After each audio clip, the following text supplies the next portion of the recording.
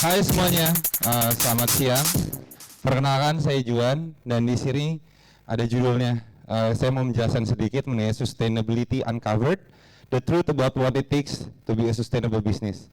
Yang buat judulnya sih ChatGPT kemarin, jadi agak susah bacanya.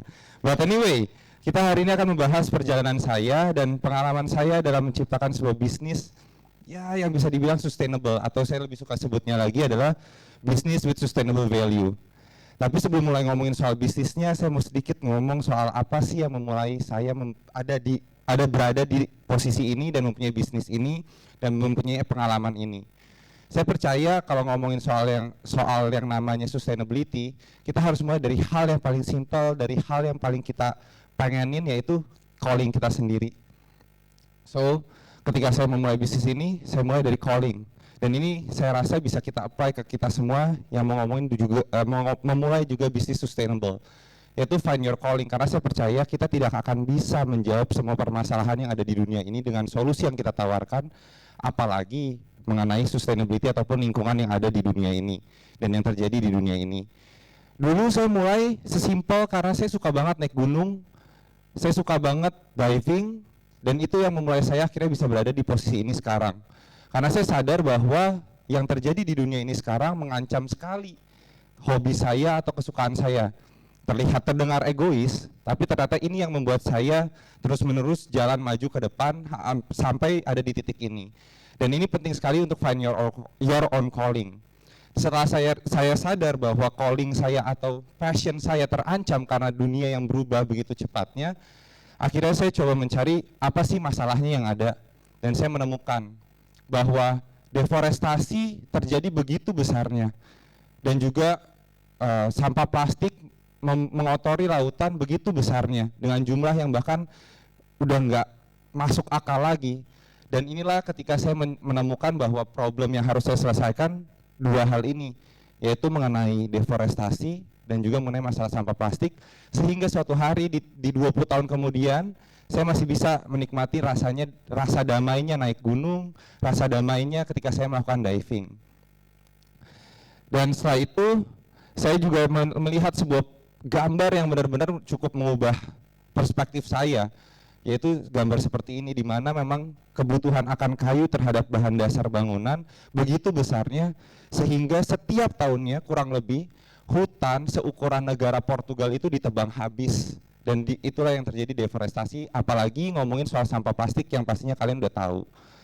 Next, dan inilah yang akhirnya kita tawarkan, yaitu solusinya kita. Solusi apa sih yang bisa kita berikan untuk menjawab permasalahan tadi. Dan inilah awal mula dari ide yang saya tuangkan untuk menjawab permasalahan tersebut. Saya menciptakan kami menciptakan sebuah produk yang memang bertujuan untuk bisa menggantikan kegunaan kayu untuk menjadi bahan bangunan material. Dan di sini kita menciptakan produk ini menggunakan 60% gabah padi dan juga 30% sampah plastik. Dan impact yang kita coba berikan adalah kita mencoba memberikan impact terhadap pengurangan laju deforestasi. Kita juga merecycle sampah plastik, dan juga kita mencoba untuk meningkatkan kesejahteraan dari petani dan juga para pemulung. Inilah beberapa contoh hasil dari apa yang kita kerjakan.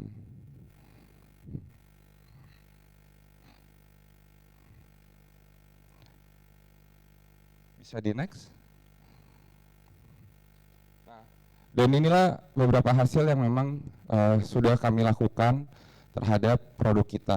Tapi ini nggak memulai segala sesuatu, tidak berakhir di sini.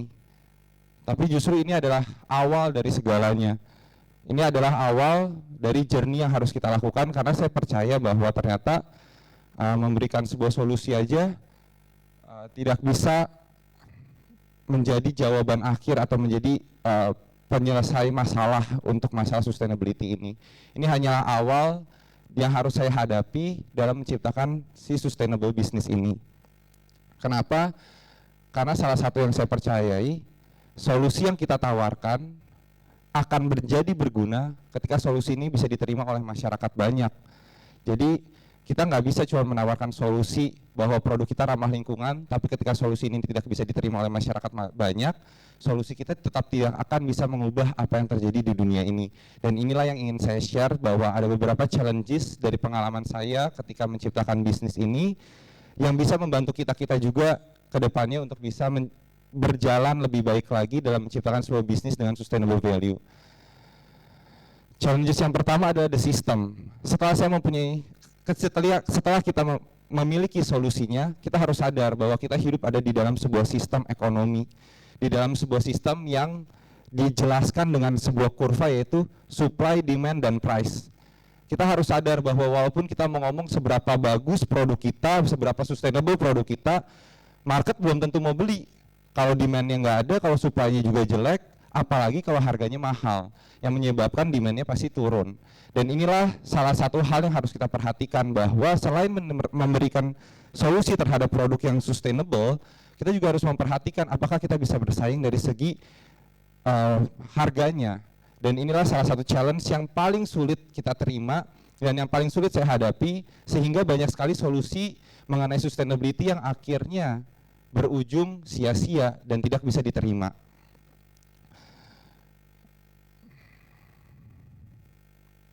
Lalu yang kedua, the market. Kita harus sadar, balik lagi, kita itu adalah semua orang yang egois. Manusia itu adalah manusia yang egois, makanya kita bisa ada di titik sekarang. Kita bisa mempunyai, kita mengeksploitasi begitu besarnya dunia ini, kita eksploitasi hanya untuk kesenangan kita masing-masing. Tapi ini juga yang menjadi challenge kita, karena solusi yang kita tawarkan ini harus diserap oleh market. Dan market tentunya mau kualitas yang bagus, mau branding yang keren, dan mau segala sesuatu yang mereka inginkan dari produk kita. Jadi kita harus memikirkan bahwa market ini kita harus memberikan produk yang memang mempunyai kualitas yang bagus, mempunyai branding yang bagus, dan segala sesuatu yang memang bisa membuat para konsumen ini membeli produk kita. Dan ini juga challenge kedua yang saya perhatikan suka dilupakan orang-orang ketika membangun bisnis di bidang sustainable ini. Kenapa? Karena mereka percaya, oh bisnis kita udah ramah lingkungan, jadi ya kalian harus pilih produk kita. Tapi ternyata kenyataannya tidak seperti itu, dan itu yang harus benar-benar kita brainstorm, dan harus saya dan tim kita itu benar-benar lakukan gimana caranya agar kiranya solusi ini balik lagi bisa diterima di masyarakat.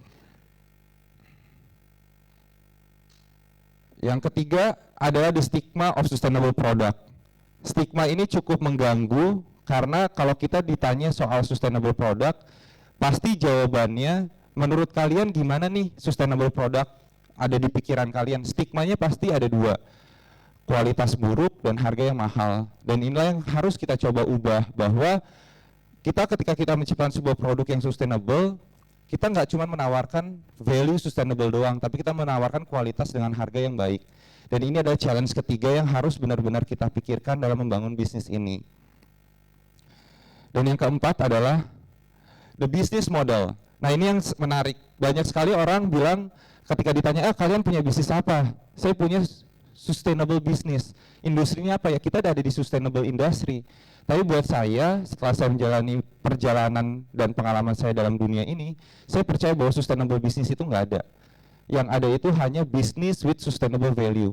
Dan ini jadi sangat amat penting bagi teman-teman yang ingin memulai bisnis juga, karena ketika kita bilang bisnis kita hanya sustainable business, kita nggak tahu kompetitor kita siapa. Kita nggak tahu market pricing-nya seperti apa, market size-nya seperti apa. Tapi dengan menciptakan bahwa dan percaya bahwa bisnis model ini ada, dan kita pemilih sebuah industri untuk menjalankan bisnis kita akhirnya tahu kompetitor kita siapa, kita tahu bagaimana cara memposisikan produk kita, dan ini yang salah satu hal yang paling penting dalam menciptakan bisnis sustainable sendiri, yaitu bisnis modelnya. Dan yang terakhir adalah green campaign. Mungkin ini yang paling menarik untuk dibahas, karena banyak sekali perusahaan besar ataupun entitas besar yang memang menggunakan sampai detik ini sustainable business itu hanya dijadikan sebagai marketing tools. Sustainable business hanya dijadikan advertisement, atau bahkan ada beberapa yang mungkin kalian pernah dengar disebut greenwashing, di mana sustainable program mereka itu tidak lebih dari sebuah jargon saja. Dan ini cukup mengganggu kita di industri ini. Kenapa? Karena ketika kita terus-menerus menjadi marketing tools, akhirnya bisnis-bisnis yang berkecimpung di dunia sustainable ini ujung-ujungnya hanya jadi advertisement company saja untuk bisa menciptakan marketing yang baik bagi perusahaan-perusahaan dan entitas yang lebih besar. Nah, itulah 5 challenge yang saya rasa bisa saya share pada hari ini dan juga menjadi sangat penting dalam perjalanan saya membangun pengalaman ini. Dan saya berharap dengan mendengar hal seperti ini kita bisa sadar bahwa solusi pun ada yang disebut solusi sampah.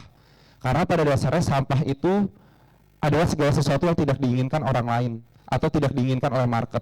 Sampah itu adalah segala sesuatu yang memang tidak dibutuhkan lagi. Jadi seberapa bagusnya pun solusi yang kita berikan, kalau masyarakat atau market tidak bisa menerima atau tidak bisa menggunakan solusi ini, solusi itu akan tetap menjadi solusi sampah. Dan inilah makanya kita secara masyarakat, kita secara komunitas harus bersama-sama mempunyai ide yang baik, mempunyai pemahaman yang sama bahwa menciptakan solusi ini nggak selesai di saat tadi saya bilang saya menciptakan produk yang menggantikan kayu. Perjalanan nggak selesai di situ, perjalanan akan selesai ketika solusi ini bisa menggantikan kebutuhan kita sehari-hari, ketika solusi ini bisa diterima oleh masyarakat luas. Dan hal terakhir yang ingin saya sampaikan adalah mengenai apa yang bisa kita lakukan untuk bisa memberikan, untuk bisa berpartisipasi dalam menyukseskan green economy atau ekonomi yang lebih ramah lingkungan. Saya akan membagi kita menjadi 3 entitas di sini. Yang pertama adalah us as the decision maker. Kita sebagai konsumen, kita sebagai klien, kita sebagai marketnya. Di sini penting sekali untuk mengerti bahwa kita bisa ngedrive, kita pribadi dan kita masing-masing dari kita bisa ngedrive market.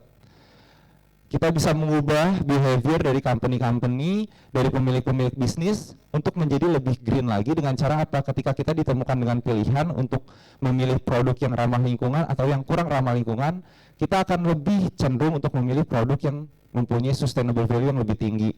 Dan ini adalah yang bisa kita lakukan as the decision maker atau sebagai market itu sendiri. Yang kedua, as an entrepreneur. Saya percaya balik lagi tidak ada sustainable business. Jadi kita semua yang ada di sini pasti bisa menjalankan bisnis dengan menaruh sustainable value dalam bisnis kita. Dan inilah yang akan menciptakan green economy, di mana semua bisnis pada akhirnya akan memperhatikan sustainable value tersebut di bisnis mereka masing-masing. Contohnya sesimpel kalian punya clothing brand atau F&B, coba cari packaging yang lebih ramah lingkungan. Sesimpel itu menurut saya sudah mempunyai bisnis with sustainable value. Dan yang terakhir adalah kita sebagai citizen.